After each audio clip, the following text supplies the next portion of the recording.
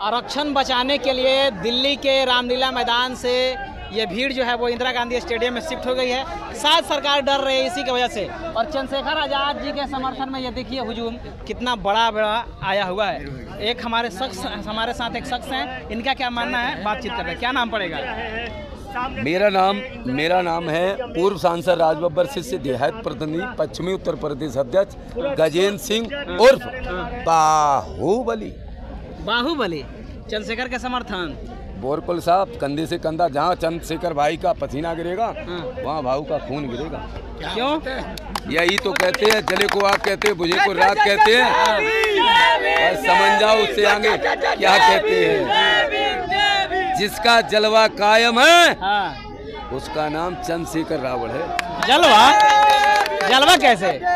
Supreme court और सरकार आरक्षण में बंटवारा कर। मेरी बात सुनो ना, देखो डर गई सरकार। कहाँ हमें कौन सा ग्राउंड था और कहाँ इंदिरा गांधी स्टेडियम दे दिया। डर रही है ना सरकार हमसे। एक शेर से डर रही है। अगर वो 2 शेर हो गए ना जंगल में तो डारेंगे फाड़ेंगे भी। ध्यान रखना मुन्ना, झुंड में सुअर आता है, शेर अकेला। चंद्रशेखर आजाद शेर हैं। राइट, शेर है। शेर को देखिए, ग्रेट चमार शेर। क्या बात करते हो? जिसमें दिल नहीं वो दिल की बात क्या करेगा। जो खोल के चमारों का साथ देता है उसे चंद्रशेखर रावण कहते हैं। जय भीम। चंद्रशेखर रावण आप कह रहे हैं और उनको शेर बता रहे हैं। शेर को सरकार पिंजड़ा में बंद कर दिया। अरे कुत्तों का भौंकना बंद हो गया, शेर का धाड़ना बंद नहीं हुआ। आज भी धाड़ रहे हैं। सरकार तुम्हारी है लेकिन धाड़ेंगे शेर ही। एक ही शेर काफी है इस जंगल में। इमली का बूटा, बेरी का बेर। इस जंगल में हम 2 शेर।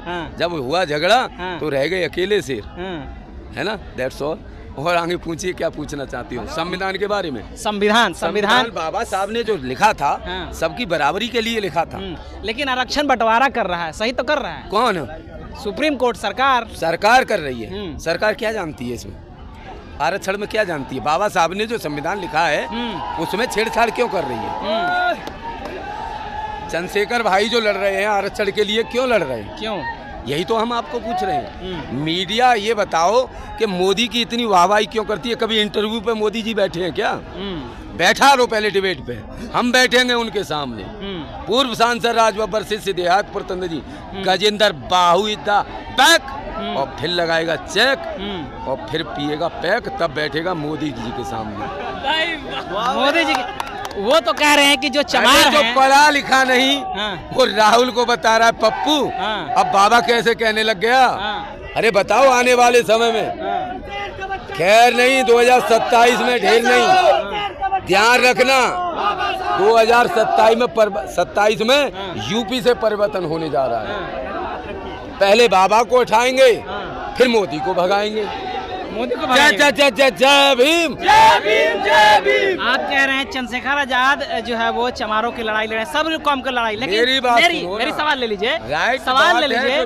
चंद्रशेखर आजाद जो चमार कौम से आते हैं, चमारों ने वाल्मीकियों का आरक्षण खा लिया तो उनको हिस्सेदारी देना जरूरी है ना जी ना। कौन कहता है? लिखित में दिखाओ हमें। सरकार कहती है, सरकार सुप्रीम कोर्ट कहता है। झूठ का, देखो मेरी बात हो, झूठ का पुलंदा है। मोदी जी ने इतना बड़ा भांग लिया है कि वो चाय बेचते थे। शायद चाय बेचने वाला प्रधानमंत्री बन सकता है। मैं आपसे पूछ रहा हूँ, ये फैसला सुप्रीम कोर्ट का है। सुप्रीम कोर्ट ना जी ना, ये मीडिया का है, मीडिया बिकी हुई है। अच्छा ये बताओ, जब आलू इधर से डालोगे उधर से सोना उगेगा, ये भाषण किसने दिया था? आप ही बता दो। चलो बताओ। गांधी को लोग मोदी जी ने दिया था। आप झूठ बोल रहे हैं। मोदी जी ने दिया था। राहुल पे डिबेट मारा था। राहुल पे डिबेट मारा था, मोदी जी ने दिया था ये भाषण। ठीक है, लेकिन वो बात सही है। आप इधर से आलू डालो उधर से चिप्स निकलेगी। चिप्स का भाव सोने से ज्यादा भाव है, ये भी देख लो। सोने से ज्यादा। सुप्रीम कोर्ट ने फैसला दिया ना कि तो ऊपर से नीचे तक सुप्रीम कोर्ट क्या ले लो, कौन सा भी कोर्ट ले लो, लाल कोर्ट ले लो, पीला कोर्ट ले लो, हरा ले लो, नीला ले लो, सब मोदी का है। अरे सुप्रीम कोर्ट पर आप एलिगेशन लगा रहे हैं। क्या बात कर रहे हो? हम नहीं लगा रहे हैं, ये तो मोदी जी जाने। मोदी जी क्या कर रहे हैं? रात में नोट बंद कर दें, दिन में वोट बंद कर दें, ये तो मोदी जी की बात है। वाह, ऐसा आदमी हमें कहीं मिलेगा है?